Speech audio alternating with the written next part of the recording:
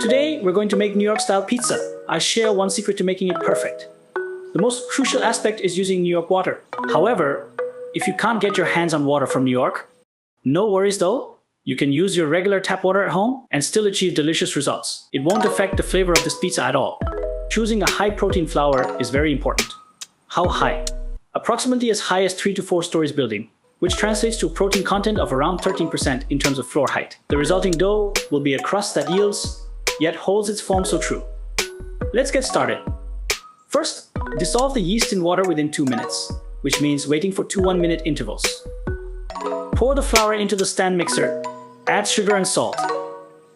When the flour isn't paying attention, remember to press the start button. Immediately make sure to do it quickly. Once it notices, quickly add the pre-mixed yeast water and continue stirring. The benefit of this is that there's no real benefit. When the mixture reaches a state without any dry powder, add olive oil. Next, we can increase the speed to high and mix the multiple doughs that were not originally one dough into a one dough. Be careful that the dough temperature does not exceed 4 multiplied by 7 degrees Celsius, that is, not exceeding 28 degrees. Alright. After mixing the dough, we need to fold it once before letting it rest and rise. This helps us achieve a dough that is in deep sleep. Gently cover with a blanket, whisper softly, and step away. Alright, wake up in 15 minutes. Use your hands to gently pat it awake, then continue folding it and let it sleep for another 15 minutes.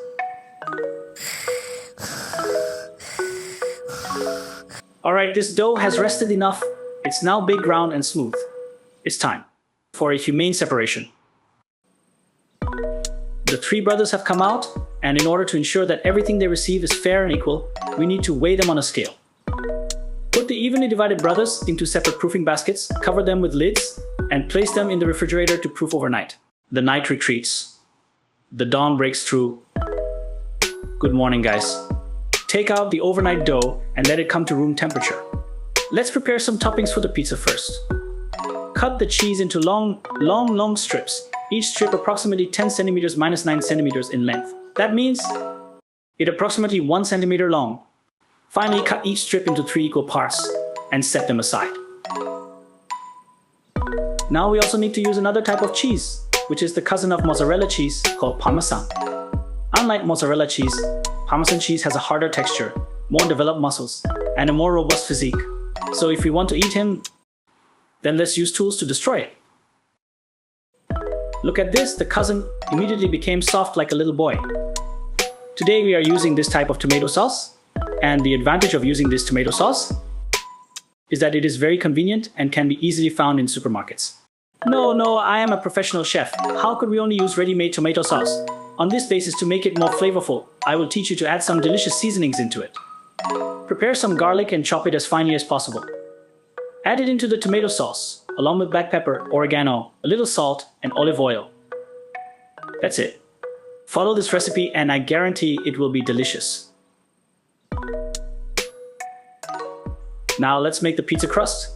First, sprinkle some flour on the work surface. Take out the dough that your awake brother has made. Sprinkle flour on the surface of the dough. Please observe my movements as I start from the center of the dough and press and stretch it outwards with my hands. Flip the dough over and repeat the same action. There are 3 ways I know of to stretch dough. The first is to place the dough on a table and slowly push it towards the edges. The second is to use both hands to make a fist, like in Tai Chi, and lift and knead the dough with the back of your fists. The third is the coolest, but also the most difficult, which is why I can't master it. If you want to char the bottom of the pizza, make sure not to clean off all the flour underneath. I guarantee that each one will be charred after baking. Add a spoonful of my secret tomato sauce and spread it counterclockwise from the center towards the edges of the dough. Add the sliced mozzarella and its cousin Parmesan cheese. If you'd like to have a little more, then add some more. The final step is very challenging and requires skill. You need to quickly and accurately slide the whole pizza onto a plate using a spatula, similar to the moment of hitting the cue ball in billiards, which requires some resilience. It is recommended to practice more at home. Look at the result after baking. It's perfect. Alright, my friends, I hope you learned something today and enjoyed hanging out. If you're still here watching the video, you're a true friend.